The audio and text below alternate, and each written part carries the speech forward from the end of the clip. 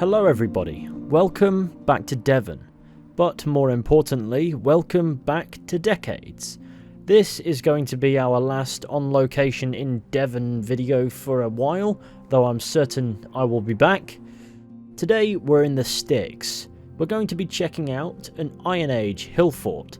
Hillforts are typically earthwork that was used to fortify settlements prior to the Roman conquest, and were prominent over Celtic portions of Western Europe. Today we're at the Hembury Hillfort, located near Honiton. It's heavily surrounded by woodlands and greenery, so you would be forgiven for missing it, as at a glance all that remains to the naked eye is an elevated field. It's a bit hazy today. That's alright, that's the plan.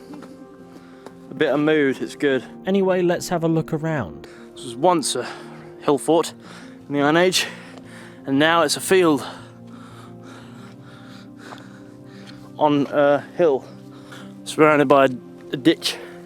It's pretty decent up here.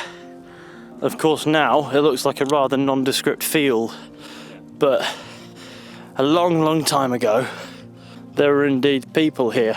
A little fortification. There's no remnants or anything like that, it is just a field now, but it is marked. Well, how long ago was it? That's the question. Iron Age. Iron Age, so yeah, it wouldn't exist anymore because that's a very long time ago. Yep. Hill with field on it. Whilst Hembury was in use up until the Iron Age, to say that it's just an Iron Age hill fort would not be doing it justice. In fact, Hembury appears to have begun as a causewayed enclosure in the dying act of the Stone Age, otherwise known as the Neolithic period, in the late 5th to early 4th millennia BCE, meaning the first humans to call this site home may have lived around 6,000 years ago. During the Iron Age, a hill fort would be constructed on the site, and it's believed people would be present here until the Roman conquest, with archaeological evidence suggesting there was also once a Roman military occupation here. This might just be the most melodramatic tree I've seen in a minute. Oh, look at it, it splits off in two ways. It looks grumpy as anything. The understanding of Hembury's history was formed over two major archaeological digs during the 20th century.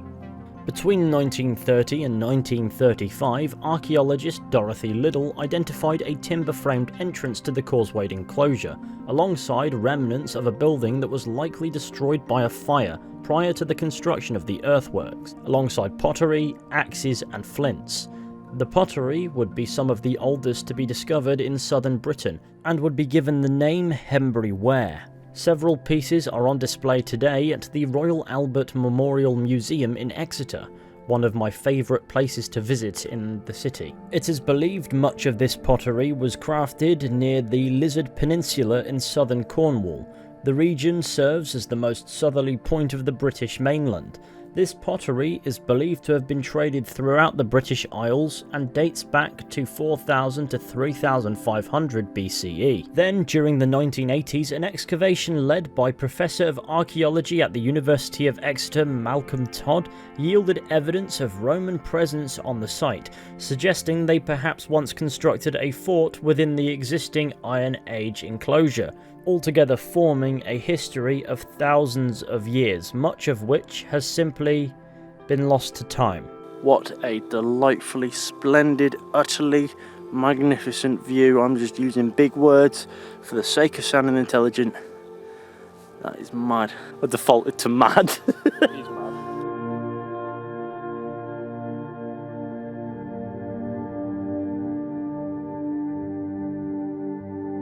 What a view.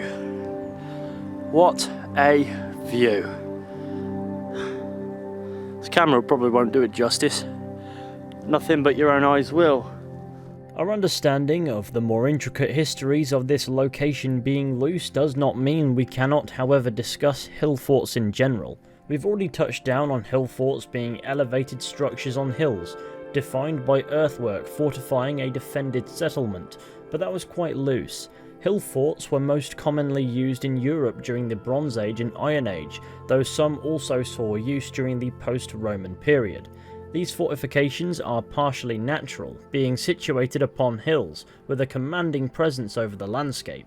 However, a settlement atop a hill would often be fortified with several lines of earthworks, stockades and walls.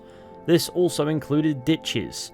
These ramparts would be made from mud, stone and wood, and a ditch would typically lay outside of these fortifications. They would also often be supplemented by smaller enclosures surrounding them. It's believed these less defensive structures would be used as pens to house livestock. It's estimated that towards the late Iron Age, there were 20 million people living in Europe. Regions such as Italy and Greece would be much more densely populated, so that still rendered the remainder of the landscape to be quite sparsely inhabited. Many settlements would be simple villages with no more than a few dozen occupants. Hillforts were larger settlements, typically housing up to 1,000 people. Small villages or towns by today's standards, but back then that was quite monolithic. It's believed they would serve a variety of purposes as tribal centres, defended townships, or even places of religious significance. Prehistoric societies would develop further, however, towards the end of the Iron Age, with oppida, settlements that could house as many as 10,000 individuals, and I'm guaranteeing you that I did not pronounce it correctly. These settlements would be more akin to cities than hill forts, and many an oppidum would be adopted into Roman towns during their conquest of Europe. Hill forts would see plenty of action over their centuries, if not millennia of use as well, frequently being attacked and occupied by conquering armies. Others would be destroyed, leaving many people displaced. They seem to be sacked quite frequently. This has led many to believe that hill forts, above all else, might have been a mixture of symbols of wealth and power, and simply assembly points for rituals carried out by communities fueled by prehistoric agriculture, or simply just villages with defined boundaries. As for Hembury, today its remnants sit atop a 240 metre high ridge overlooking the River Otter Valley, providing amazing views of the surrounding countryside. There may not have been much remaining to define this place as somewhere that was once occupied as bustling with life, but there's a good walk to be had here, and a view that makes it all worth it. So if you're in Devon and you're looking for something out of the way to explore, look no further than the Hembury Hillfort. And that brings us to the end of today's video. Thank you all for watching. I hope that you've enjoyed.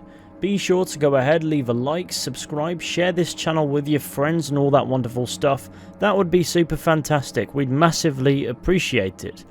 And of course, if you spot a wild Jones in the woods, run. Anyway, that'll be all. Hopefully, we'll be seeing you all very soon with another video at some point. But until next time, please take care and goodbye.